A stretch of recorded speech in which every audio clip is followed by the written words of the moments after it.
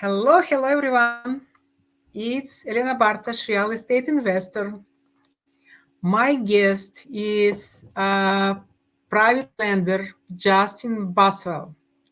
So 6 months ago, after I joined community up to its Space 4B community, and when I was, let's say, pretty new, absolutely green, knew almost nothing, and I kept asking silly questions, silly funny questions in our community, and there are only several people who spend their time and been so kind to me answering my silly questions. So Justin was one of them. Thank you so much, Justin.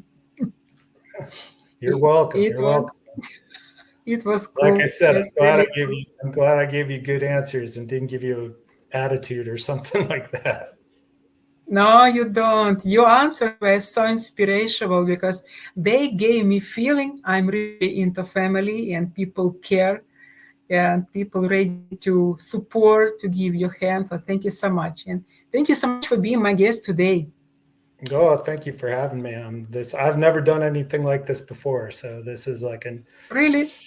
a new life experience here. So I'm pretty excited about it. Yes, let's step out of our zone of comfort. Yeah, I'm out. Cool. Cool.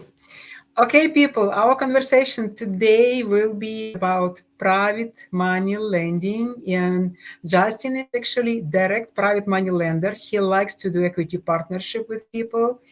And hi, Alan. Just reading comments from our um, people who watch us. Yeah, and our purpose today to give you guys more information how private lenders understand deals, how they calculate deals, what is matter for them, just to help all of us, both parties, to get along together, to be for investor to be more prepared before to present deal to lenders. Yeah, I hope it will be helpful. And Justin, first probably question, could you please describe a little bit yourself and tell people a little bit more about you? Yeah, so I have been in technology, like you were, for 25 years or something like that. I work for a Oh, very large company on my W-2. It's a great company. I've done well. I don't usually have my background's usually blurred, but this isn't me. So like that's clubbed 3 years in a row there, which is so I must be somewhat good at it. You know, that's like top 10 and 20% of global sellers. And mm-hmm. I've been on the outskirts doing real estate stuff here and there, fits and starts. So I was having this conversation with someone recently. My first taste of real estate was Carlton Sheets, which is like way Mm. long ago. He was like this guy who would come on at midnight on TV and do an infomercial back when TV wasn't streamed. And I bought his program, and it was like, I don't know, I want to say it was like 14 cassette tapes, and I listed them all. I had a little workbook. And it was great. It was interesting, but I didn't do really anything with it. I did buy a house creatively in Mm. around that time, but a primary residence.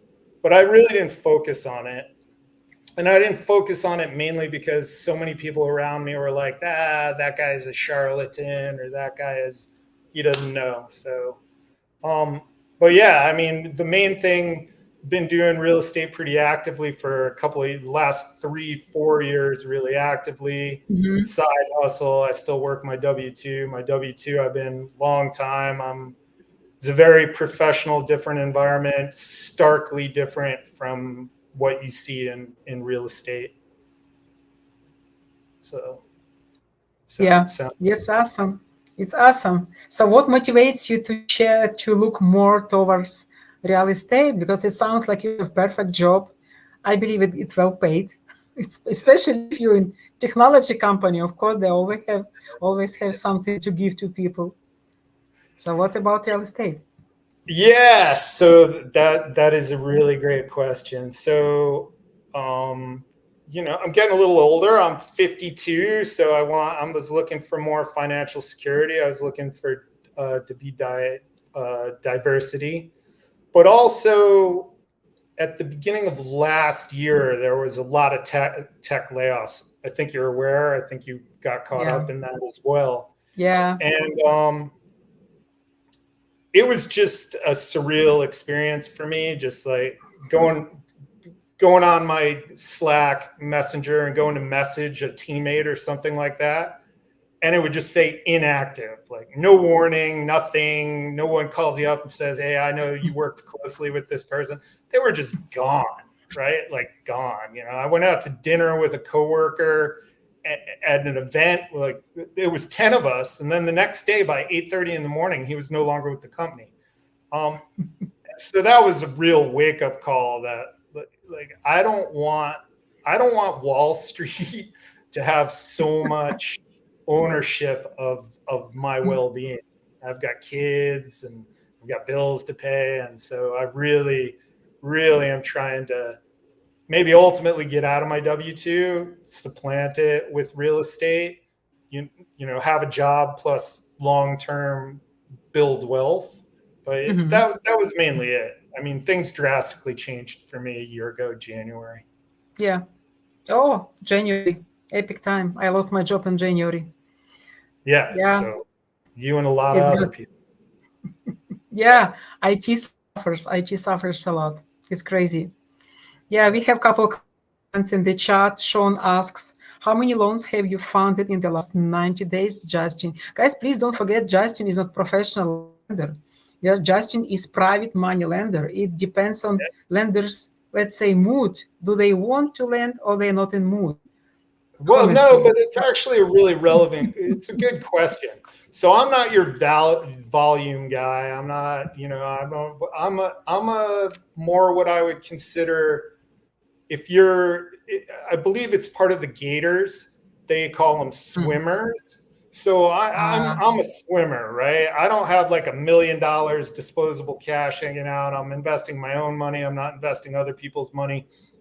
And I've done a few deals, less right in the neighborhood of 5, but I'm not looking for when people reach out to me and say I need X amount of money for 90 days.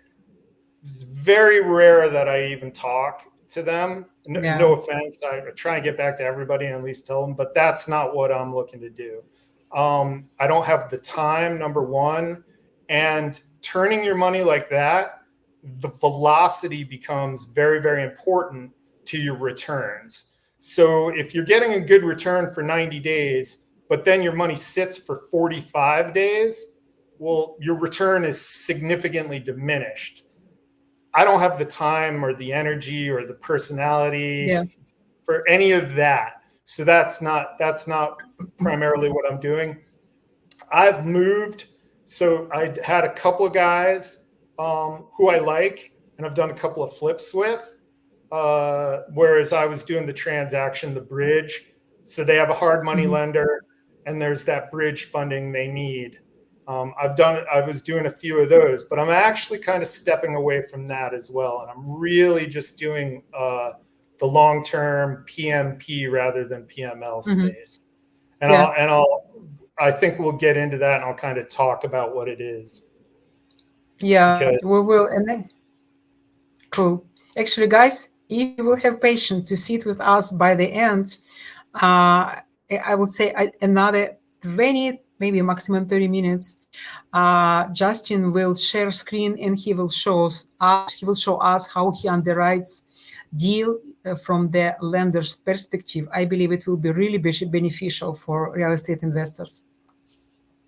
Yeah, and Justin, you just mentioned a really important part of investment relationships. So, what makes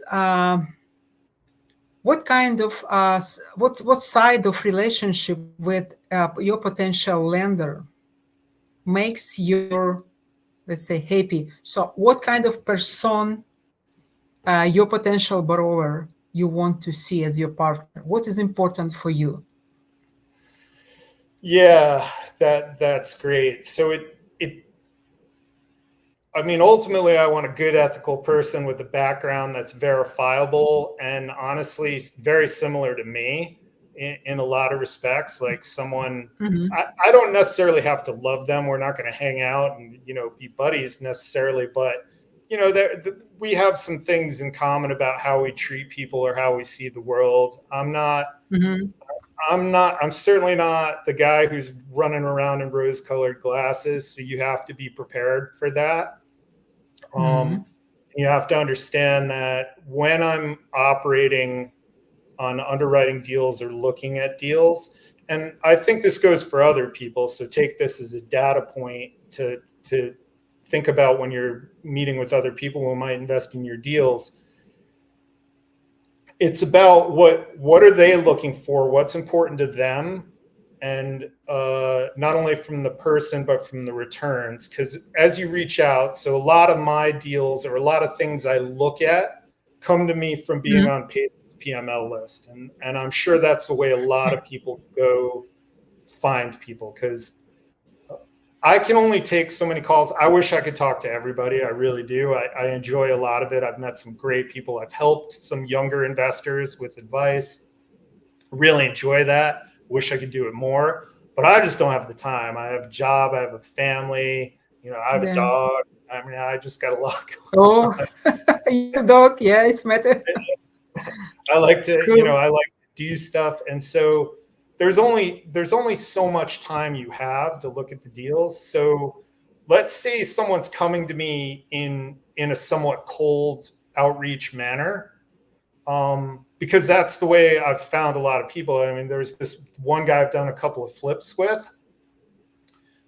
When I say I've done a couple of flips, I did the bridge and he did all the We flipping. got you Yeah. got it. Don't worry, you got it. So and that's been a good relationship, but that was a cold outreach, meaning I get a lot of emails, and I've got a few here. They're sanitized, but I can kind of show you um, what you might look for or what you might think about. By the way, if I show this and this is somebody's email and you feel like I'm picking on you, I'm not. But I just want to highlight some things you don't want to do and some things you might want to do. Yeah. So Thank you, Justin. Thank you so much. I can, if you want, I'll show you real quick a couple of email outreaches. Yep. Yep. Yep. Yeah. Do you want to share right now, or you want to last a little bit Yeah, I'll do a quick to share. talk? This will be quick. This will be quick. I don't know. Okay. So this is the first one. This is one I got recently. I'm sure the name has changed, and I am sure this person is a good person. So don't, Johnny Mhm. Appleseed, I'm not picking on you. But this is the first time I've ever heard of Johnny Appleseed, right? And his email starts off, his subject is opportunities to partner. I'm not a Mhm. huge grammar spelling guy. I'm really bad at it myself, but you know, throw your email into Chat GPT, people. It's like, save yourself. I do it. I send a lot of Good cold point. emails at my day job, and I use Chat GPT every day, and I suggest you do, because I just don't think you want to create this kind of impression. If you go through this and just read this, partner on them, it's very confusing. The 2300 plus is 2350 in 2 to 4 months.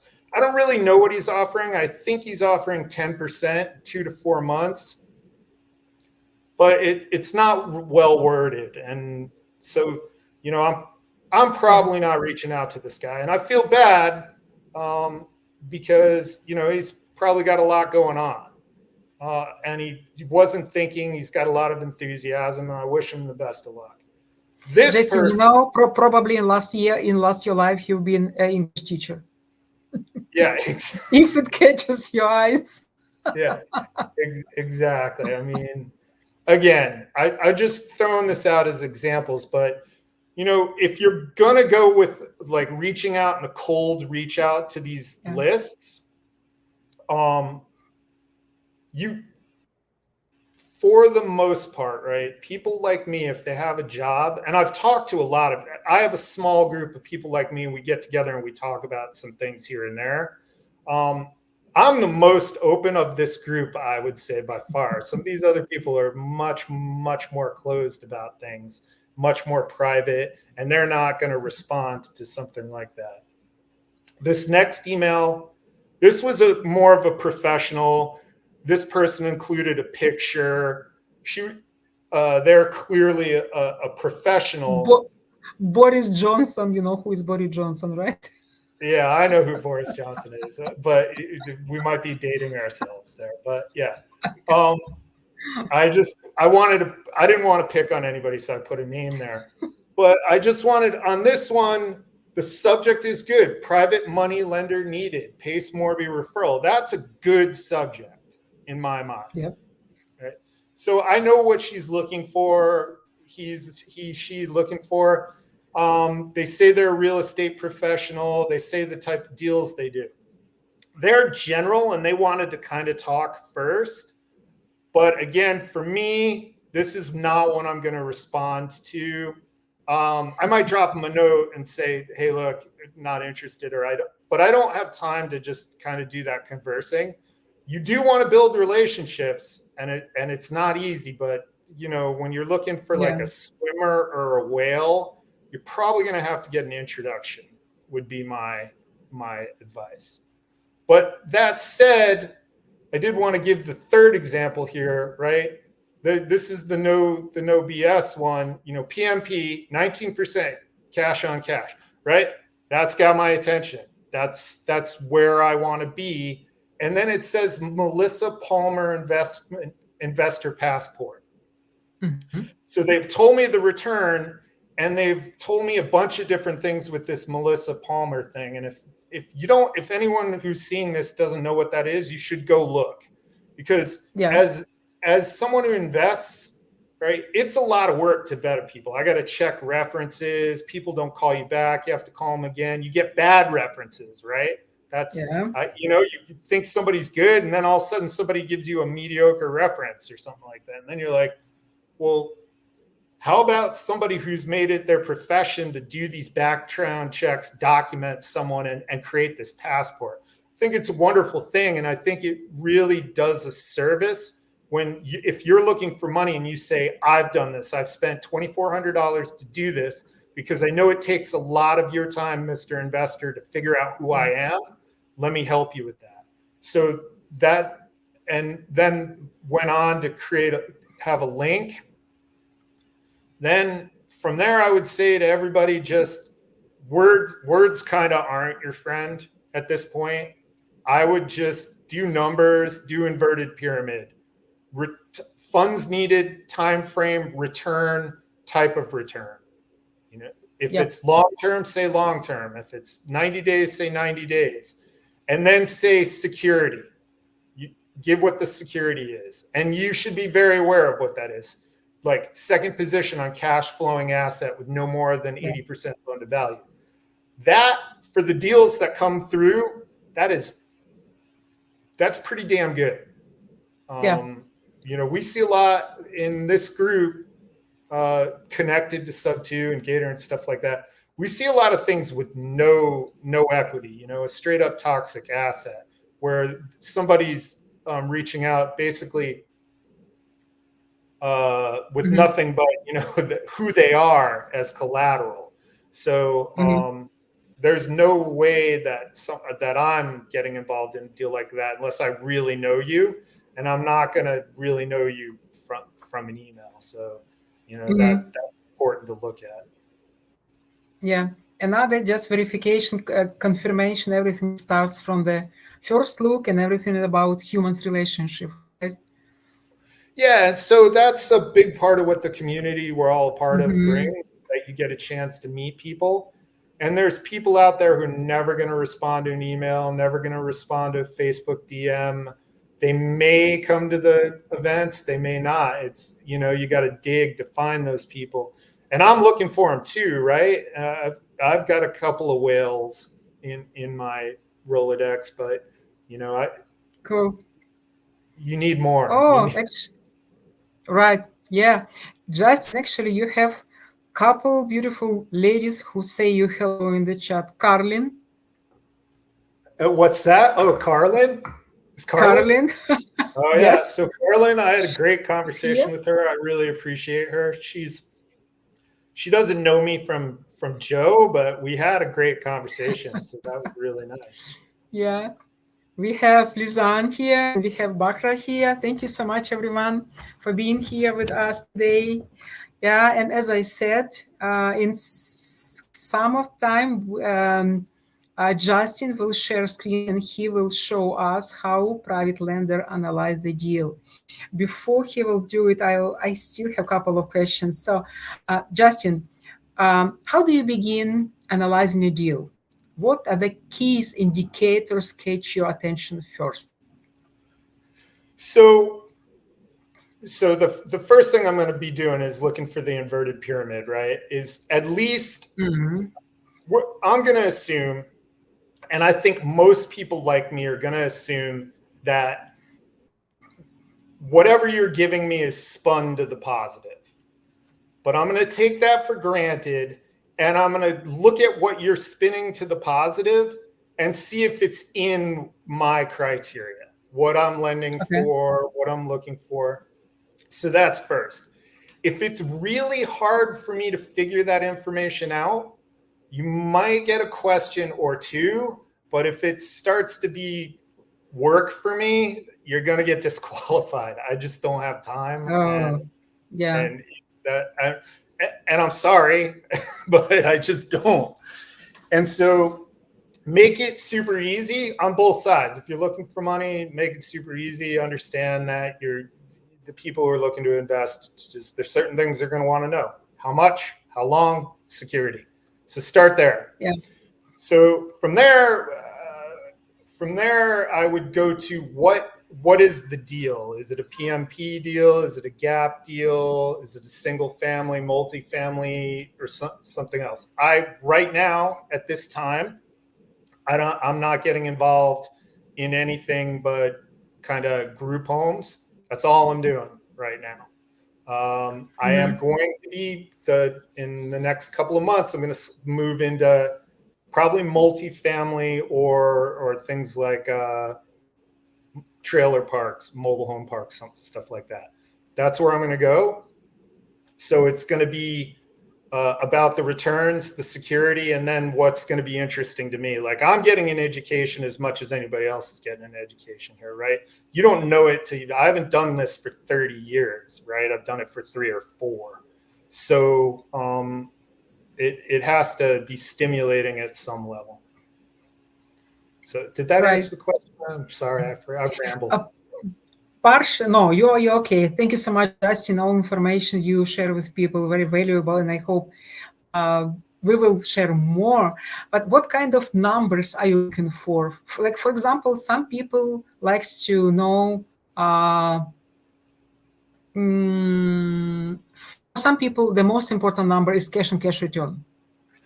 Yeah. So what we could do that I could share something and that might help. Okay. So let's do it. All right. Let's do some sharing. And I know anybody who's watching this is like, oh, good, like Excel spreadsheets. But I got to tell you, I live and die by Excel spreadsheets. When I'm talking to people who are looking for money, it's going to be an Excel spreadsheet. And the beauty is it's all here. It's really simple. I build in the formulas, and I really appreciate it when people give those to me. I'm going to do my own anyway, but if you start there, it's a good place.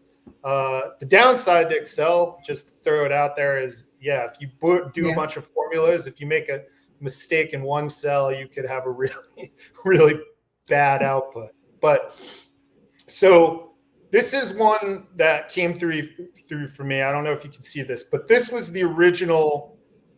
It came through with a pitch, which was pretty nice, like some background. It came through with references, which my general advice there is not to give your references in the first call. We can come back to that, but you should offer them later as part of your closing process.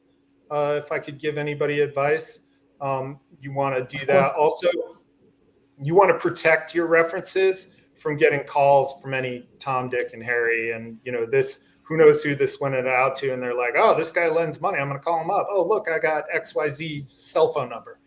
I wouldn't do that. And if I end up being a reference for somebody, I would hope they don't give it out. But anyway, sidebar. So this is what I got. I turned it to this, right? Because this is what I want to know. I want to know, what kind of deal is it? This is a co-living deal. Great. Co-living group home. That's what I do. It's ask PMP.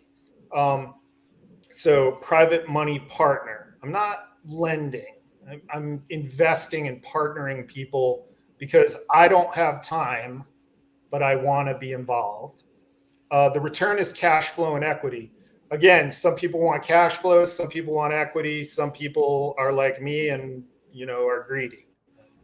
No, I'm joking. I'm not greedy, but I do want both. Just wanted to say, some people like you, they want everything. I'm kidding, They want everything, right? But so this deal came through actually, and there were things that jumped out at me right away.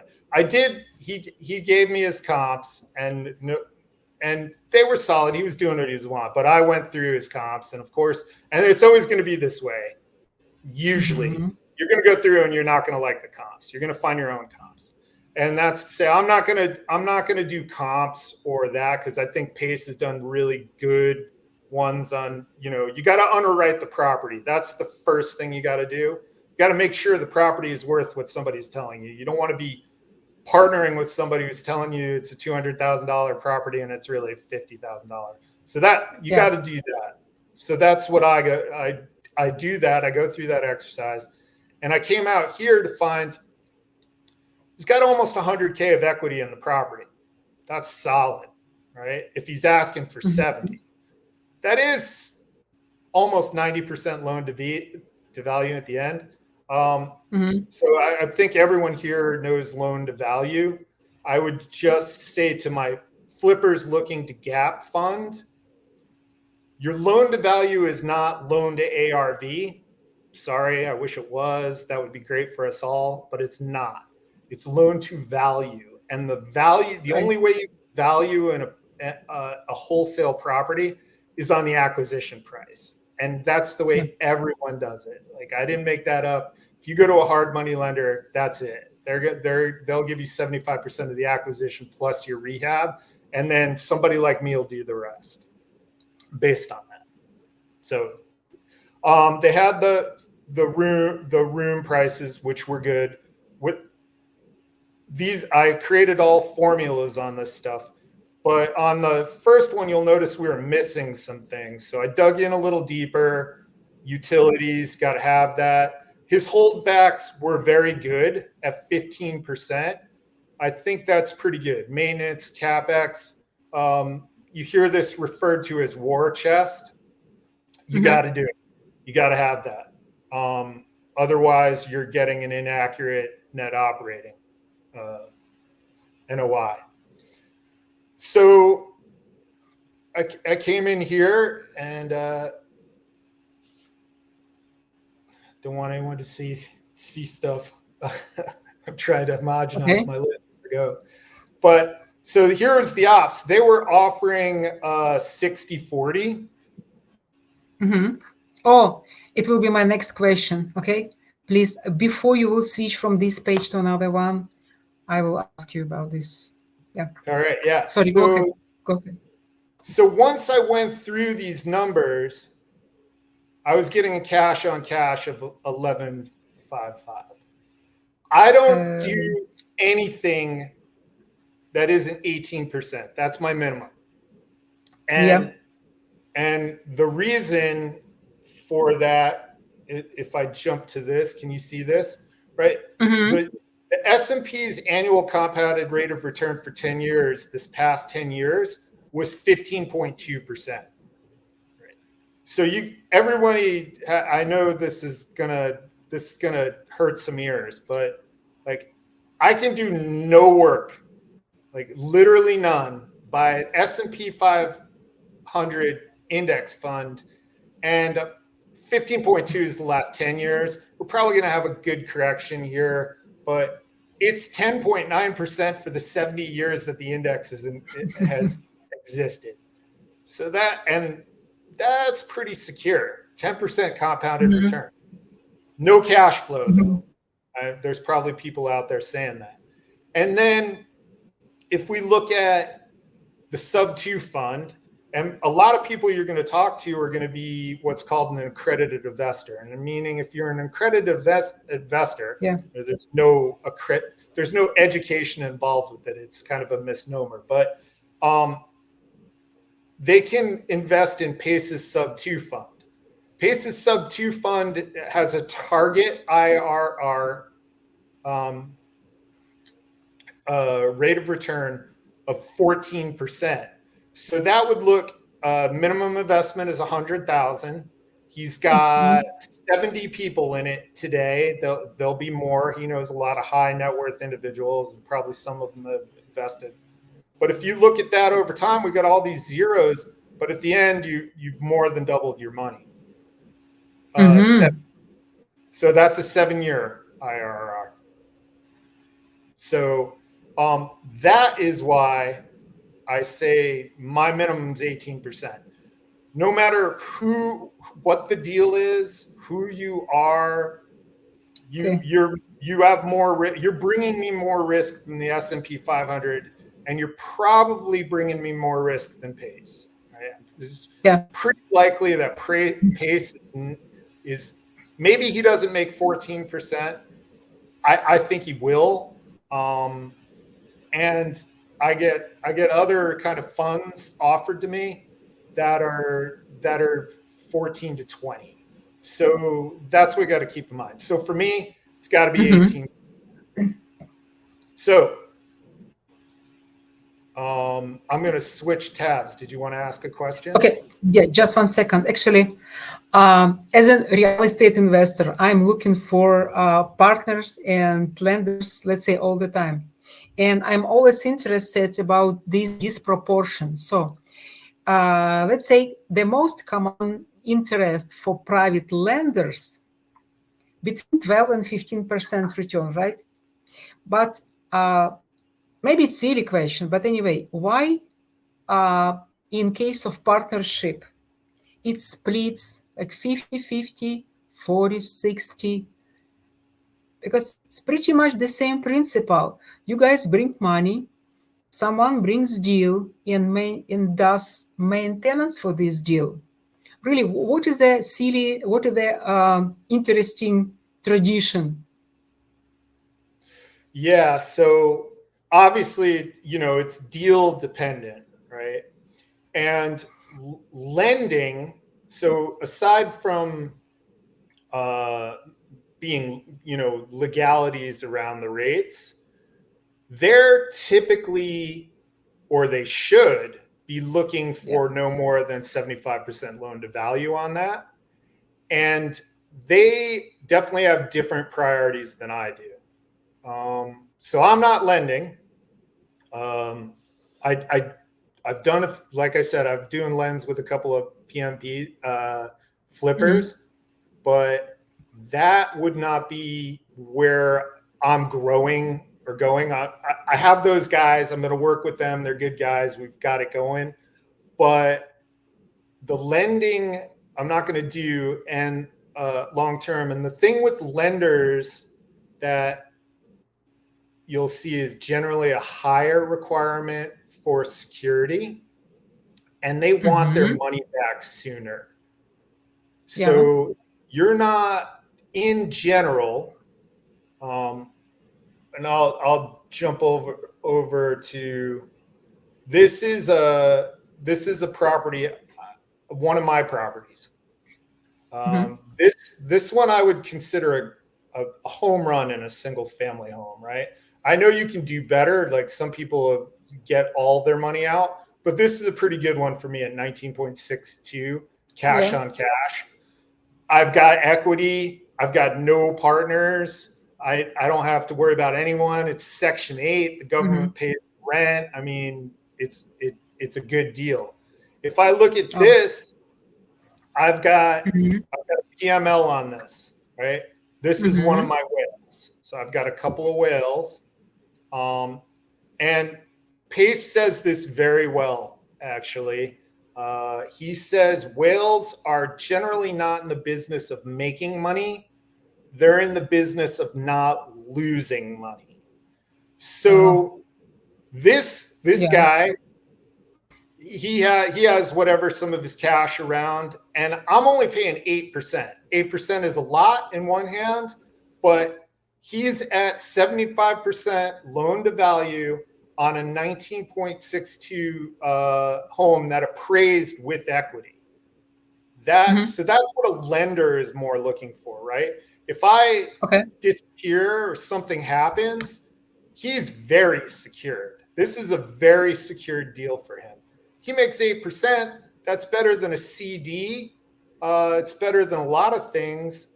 And it's kind of a win-win for both of us, because mainly, 8% is not enough for him to get excited about, but he's beaten inflation.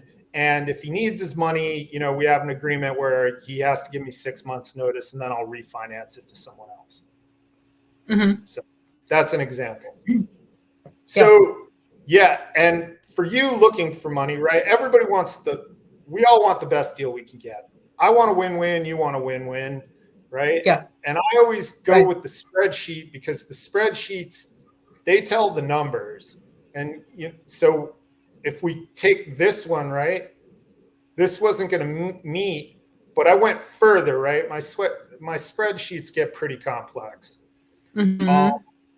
So we went in here, and I normally would not let someone get away without breaking these costs out. This time I did. My recommendation, if there are other lenders, that they not do that. But in this case, because of where this came from, I was willing to just kind of take it with a grain of salt. Also, as I said, there's some equity in this. So if we look over at my risk on day one is not, I'm not losing money, right? So I could foreclose on the property, get my money back, and then I would also get $32,000 back, right? Or I would get the asset. That's pretty good. Yeah. Nobody wants to foreclose. I've heard it said loan to own, right? I don't want to own. That would be really unpleasant for me. So I hope that never happens. But that's what a lot of people, we've had a lot of bad experiences, right? We were talking about this, there's a lot of unhealthy optimism, and a lot of people who don't know what they're doing, and you just got to watch out. So I'm looking at this deal, right? And it's pretty secure. So I'm willing to let them go on this stuff. But generally you would want to know. Why do you want to know? Well, because in most of these deals, the operator's taking some money, right? They're getting, right? Yeah. So, and you should know that, because, right, you want to be, are you familiar with the concept of infinite returns? I would prefer if you would explain to us, please. Yeah. So this return, this $16,000, it's what we call an infinite return. There's no math formula to come up with it, because there's no initial investment. They didn't put money in, but it's getting a return on it, right? Now he's done some work. He found a deal. I'm not saying those things, but we call that infinite returns, and that's what we all want. We all want infinite returns. That's the goal. We want the highest returns you can, but the highest returns you can get is infinite returns. No dollars in, dollars out. Sign me up. I'll take them all day long. Right. That's infinite returns. This is a game about, right? Yes. And so if we look at that, right, his infinite returns are actually probably higher. I'm going to say he pocketed 15K, right? So 7 years out, right? He's in a significantly better position than me. Now, I don't want to offend anybody, so take this with a grain of salt. But my bias or my opinion, take it or leave it, is that there are people out there with pitch decks, optimism, and a dream 10-1 for the people with 70 to 100K of liquid cash ready to invest. And for me, I expect to be compensated for that lack of resources. Yeah. So perfectly, lender should take this spreadsheet with these formulas to hold in borrower's hands and to sit and to underwrite altogether. Yeah, I mean, on both sides, I believe when you're looking for money, you really need to understand your deal. Yeah. And I believe when you're, I mean, I worked really hard for my money. It's really important to me. Like, I'm not putting it out there till I have a good understanding. And you can never know everything. And while I was going through for this podcast, I even found mistakes, right? And so, you just got to do the most you can. But I also put in my spreadsheets, right? So I've got the cash flow for both of us, but I've got my liquidation risk, right? At day one, this is what it is for year one, right? At the end of year one. So I've got my cash flow in there and liquidating the asset. That doesn't include legal fees, headache, time, things like that. But this line is probably one not many people show. And I'm just saying, what was my opportunity cost not taking that 70K investment and putting it in the S&P 500, right? And so in this situation, I would have been way better in the S&P 500 until year 3. So, no, I take that back. The exact opposite. No, year 3. I'm sorry. Got confused there. So all I'm saying is the amortized. So if we look at the payment number, and this might get confusing. So if someone wants to ask a question, What is payment number? You mean this is checks? payment number. So because this is a sub 2, right? So so this is a sub 2 deal, which is attractive to me as well as to anyone, right? Because we're not taking out new debt, and we've got a loan in somebody else's name on the asset. But so today we're at payment number 38. But we're amortizing, so I also need to know how much is left on the payment to really get a cost associated with my risk. And that's why there's more for me to foreclose on every year. That's what that is. Now you will see most people just base it on year 1. And that's fine if the numbers work for you, but I'm looking to be in this long term, and I'm looking down the road, and quite frankly, I want this person to refinance this loan at some point, give me my initial back. That's another thing. I expect to get my initial back. So at some point I get all my money back, but I'm still in the deal at 50-50. We're 50-50 year 7 and on, although we're equity 50-50 day 1. So my lien, in this case, I've got a lien on the property for my 65K. And I want that to get cleared, because as soon as that happens, this is a home run. This is a great deal for me, right? It's a great deal for both of us. He's in infinite returns, and I'm going to join him in year 7 or 8, I hope. We're both going to be in infinite returns. We're going to be really happy guys. So, So I know I kind of rambled there, and the numbers are not super easy. What I say, I think I told you this. I used to run numbers and be like, this deal doesn't work for me, and never call anybody back. And that was wrong, and I'm sorry to those people I did that to. But I was just like, time is money, and they got better things to do. I got better things to do.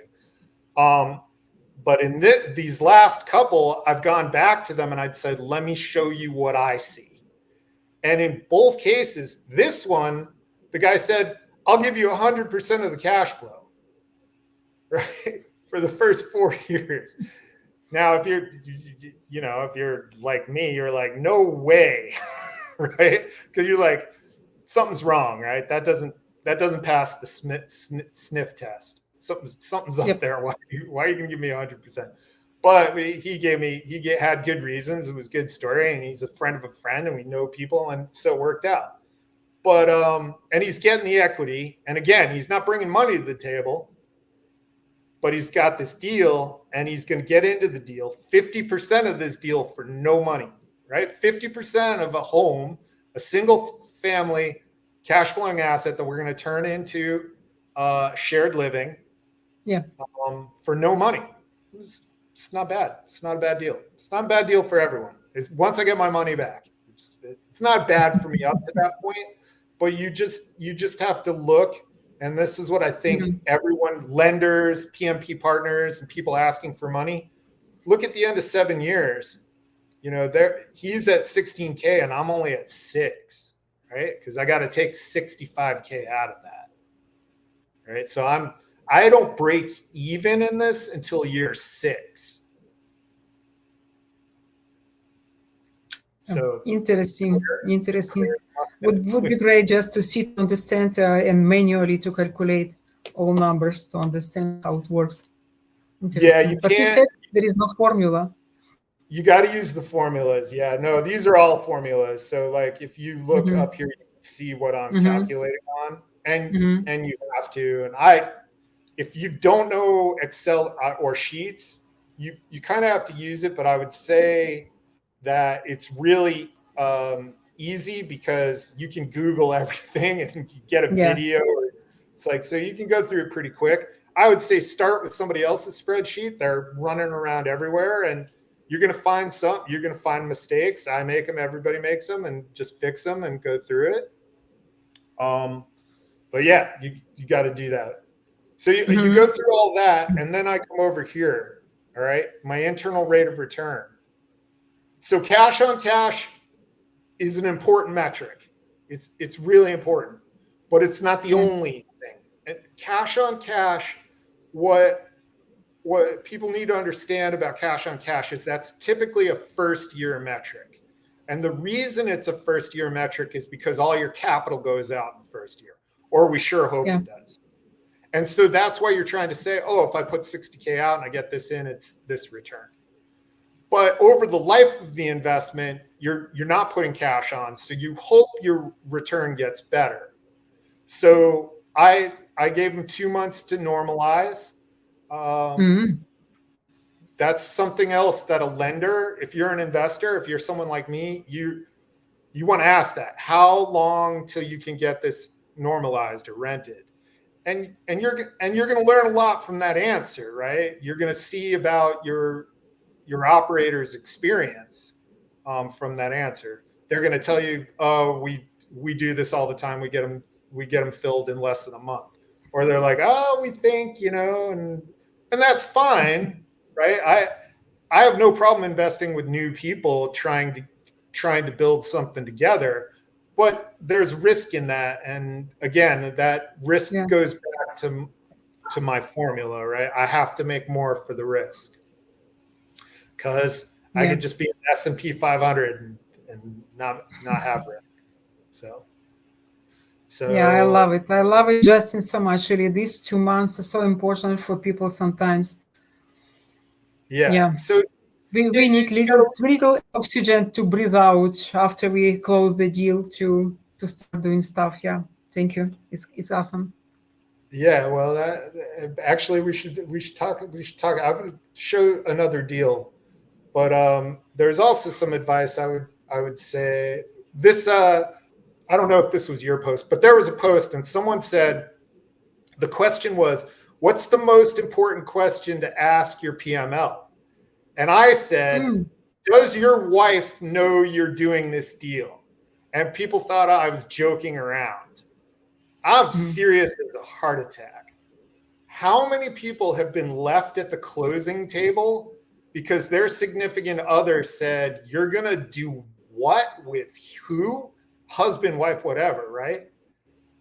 yeah, So if you're an operator, like you need to do that just like you would in a wholesale property getting into closing.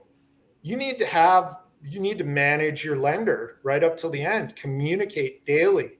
Because I'll tell you what, as soon as yeah. you get the verbal commitment, right? Hmm. I'll do this deal. We're all humans. We're all fallible. We're emotional. What happens when you make a big purchase? Stress. Buyer, buyer's remorse. Every time. Doesn't matter who you are, you're going to get buyer's remorse. I think. I do. Right? Yeah, So of you got course. that verbal gratuity. I'm going to give you 70K. Right? They get off the phone with you. Then what happens? They read the news. They hear the sky is falling. They see the presidential debate. They're worried about this person's going to tax that, and that person's going to Yeah, bomb that. And the next thing they know, they want to take their 70K and put it under their pillow. Right? So yeah, the verbal gratuity is your cue to give them emotional support because you might lose your yeah, deal. All right, I yeah. digress. On to Great. my next. It's great advice. It's great advice. We all the time we talking about conversation, communication, but the point you just mentioned, emotional support, it's something nobody mentioned. It's not just communication. It really to understand nobody picks money from the trees. Everyone makes money hard, and we should Right. respect it and realize it. Yeah, thank you, Right. Justin. Great Yeah, point. exactly. And we're all fallible, right? So Yeah, we're all out here doing the best we can, and yeah, they leave. You're telling you they're going to give the money, and then things happen. So keep after yeah. it. All right. So this is another deal. This was the spreadsheet I got from the operator, and I was looking at it and I couldn't make hide nor hair of it. I was like, I don't know what's going on here. It was like the monthly spread and then this stuff, the Hmm. capital expense. I was like, what is going on here? So anyway, this was another person who they were a known entity, if you will. Hmm. They Yeah. were somebody I was interested in. I thought I could learn something. We could help each other because normally don't do this. Like don't don't do this. Right? Make it simple. Like you don't want to give someone this spreadsheet ever. If you're just asking them for money, don't do that. Their eyes are going to glass over. They're going to be like, this person is trying to pull a fast one. Nice and simple, right? So they had a template and they use it for a bunch of different ways they get deals. And I went through and I asked questions and I was able to build out my spreadsheet. But again, I would just say, like you want to kind of, this is kind of what you want to show someone. Like this is a nice Hmm. pick right here. Don't give them, and even this might be getting a little too much, right? Like maybe don't break this down, right? Because like Hmm. 7 year balloon, they're like, oh, what's going on there? But this is about the level of detail to start the conversation. And I might edit it down. They don't need all this detail.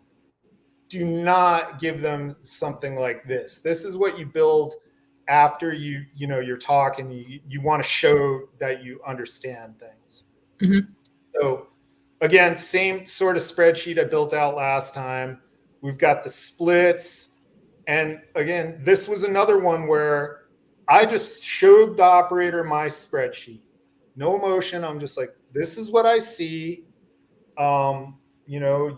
You guys are making 71K and I'm making, this amount. And that's not really fair. I mean, you're like, what do you think? And so we worked the numbers around. And so originally in this deal, they didn't want me to leave the 70K lien. I was like, well, that's a deal breaker. I'm getting my 70K back and I'm staying in the deal, or we're not Yeah. doing the deal. And once they saw it, and they saw, like, when you see it in a spreadsheet, you can't really argue with that, right? The numbers are the numbers. Right? When you're Right. talking to people, there are very good, P.T. Barnum type people who are going to they can charm anything out of you. Well, I'm not looking to do that. I'm looking to, get it as stark as possible. I'm not charming, right? I don't have that skill. So this is what I've got, right? And so I just put it down and I said, and this operator was really reasonable, and we worked together, and we got to where I think it was pretty good. Still a good deal. It could be better. I mean, I talked to them earlier today, and I was like, look, if you were anybody else, I probably wouldn't do this deal because it's just not, I probably should have gotten 100, 80, 70, 60, 50. My return should have been a little more than this. But that said, I'm still in still in my 20% cash on cash my first year. And I'm looking, in this case, not only am I looking for the cash flow and the equity, but I'm looking to build a relationship with somebody who might be able to do more stuff. I don't have time. I value my time very highly. If they've got time to go out and find these deals, all right, I'll work with you. I'm not going to work with you much more than that, though. So keep that in mind. And there's a lot of people who would never go for that. But same thing. I look at the property. This property, I hit them straight off. I was like, this asset is toxic, i.e., there's no equity in the asset, and we actually the debt will be 110% or something of value. Okay, that is super important. Even though I'm doing this deal for different reasons. My advice to anybody is not to do a deal like this ever. And the reason is there's nothing to fall back on other than somebody's promise and the person that there's nothing to foreclose on. So when you're underwriting your property, that's what you're looking for. You gotta, and I'm not doing the property underwriting like I said, but you gotta verify that there's something there to foreclose on to secure you. What is your security? And I was joking with this person. I was like, the security here is your good looks and charm. And I was like, that's fine. We'll work it out. I mean, is that worth 70K? I don't know, and so we worked it out. Anyway, I'm pretty happy with it. But again, I don't know if I'd recommend anybody would do this. And, situations being differently, I might not have done this deal because of the lack of collateral, and the returns aren't quite what I would want long term, right? So the IRR on this is, if I don't get my money back, it's only 3%. That's abhorrent, right? My 7-year IRR. But if I put 70K in my 7-year, that's 7 year and a month for anyone who's going to hold me to that. But then I'm at 1735. That's where I want to be. I want to be 18 to 22 is where I want to be. But I'm okay here.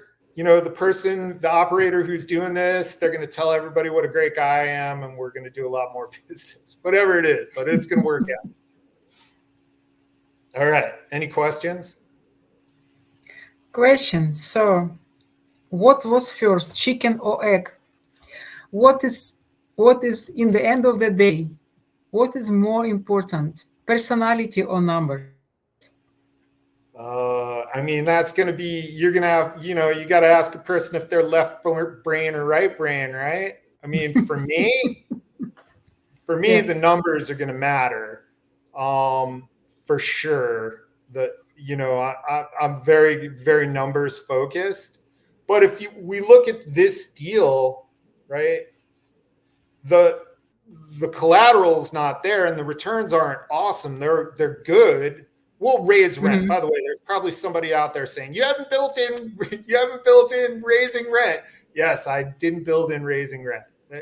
That's true. But I also, I need to have a rudder, and it's oriented this way. So But everything matter, right? Everything matter, and to build relationship first, and to bring good deal. well, the deal has to be good for me.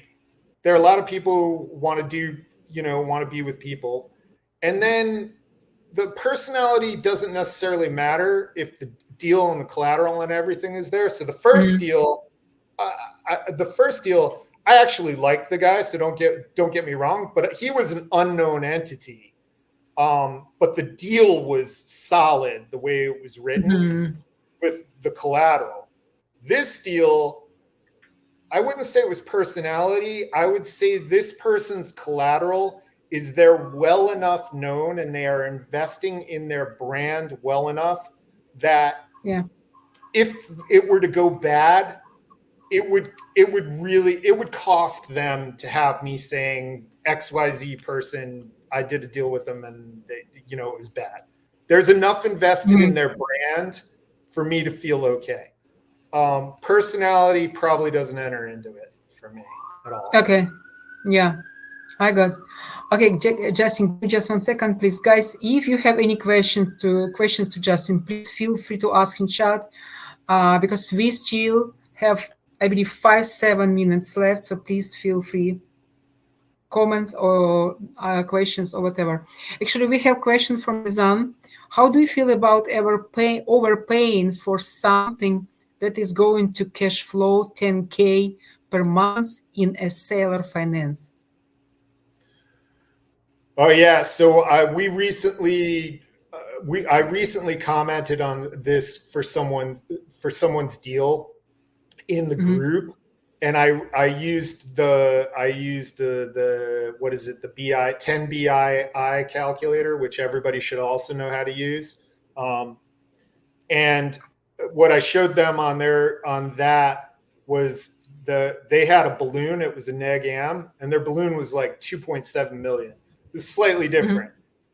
The It all comes down to your rate of return. So you're going to look at your cash on cash. If you're making $10,000 a month just overpaying for an asset, well, depends where the asset is, right? Mhm. You know, real estate's a pretty safe bet, because as David Green said, our printing money is like being addicted to cocaine, and our government is totally addicted to cocaine. And so they're going to keep printing money, and real estate is pegged to inflation. So if you're Yeah. getting cash flow and your neg am on the loan or whatever you're doing is enough that you'll get ahead at some point, I'm probably okay with that, right?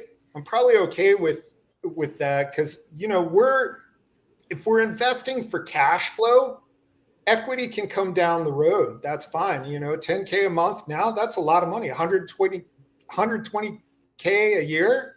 Not bad. Not bad. Yeah. I'll take it. Yeah, I'll take two. I mean, am I paying $1 million for $100,000 house? Well, I don't know.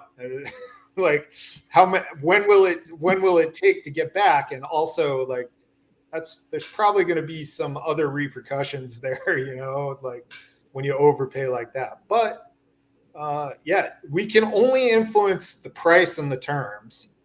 Mm-hmm. So, if and they only really one of them has to work for us. If the terms are great, the price doesn't have to be, to a point, right? Like, are you going to die and leave your kids a $2 million bill? You know, that might not be a great plan, but yeah. So to that question, I would say, at least on the surface, sounds great to me. Sign me up. Yeah, cool. Yeah, awesome. Uh, let's check. Oh, okay, we don't have any additional questions. Guys, couple minutes, please feel free to ask questions. And maybe, uh, Justin, if I don't interrupt your flow or I interrupt your flow, could you please just let me know, do you want to open up something more for us in terms of these two deals? No, I not necessarily. I did show this single family property, and I just was going to highlight it again. It's a 19.6 cash on cash, but Not bad. the internal rate of return is only 9% if I don't refinance my 27K out. So what I would say to, well, probably everyone, but if there's anyone out there who's investing, like, you can't just look at cash on cash. You should take three or four of these things, of these metrics, and see which ones work for you. I like internal rate of return because it takes in everything into account. It's a good metric, and that's what you're going to see on funds. They're going to always go internal rate of return. By the way, there's a book I recommend to everybody. It's called Real Estate by the Numbers. It is my favorite real estate book by far. Mine is all got notes and Post-its and drawn all over and highlighted. It's just a really phenomenal book, and it's written really well, and it goes through a lot of what I am talking about here is taken from that book. You can get it on Amazon, or you can get it at Bigger Pockets. Real Estate by the Numbers. It's really good, and it'll go through why cash on cash, why IRR, CAGR, all of them. And so, highly recommend that to anybody if you want to, learn more or understand what I consider more sophisticated people are looking at, numbers wise and metric wise. The common question that we see a lot that I've answered at least 3 times is, why is somebody buying a negative cash flow asset? And this came right from a guy named Aaron. I think his name's Aaron Jaramello. He's a SoCal investor. Great guy. If you ever get him to speak, if you ever get a chance to see him speak, he's really great. Tons of personality. But he's like, I don't invest anywhere but California. And why don't I? He's like, why? Everyone in this room is afraid of their cash flow. He's like, look at your IRR. I've crushed you every year because my returns on my equity have given me a better return overall. And he's kind of right? Like, I'm sitting here talking to you from like $1 million house because everything in California is $1 million. And that happens, they just keep going up all through the last year. We were appreciating still 10%. So if you can appreciate on a, $1 million asset, you got to have a lot of cash flow to catch up to something like that. So people who are okay with money not coming in, right? Like, I need money coming in. I can't have a bill. If I get laid off, Wall Street decides to downsize me, I can't have a bill every month. There are a lot of people got no problem with a bill every month. And it has nothing to do with taxes. Taxes might be they could be tax advantaged on the asset, but their internal rate of return is still beating what it would be with the cash flow. So oh my gosh, such a wide topic. Such a wide topic. And I wrote down the name of the book, Real Estate by the Numbers. I'm going to order it and to read. Even if I bet with numbers, I will read it. It's done really well, and it's done with anecdotes.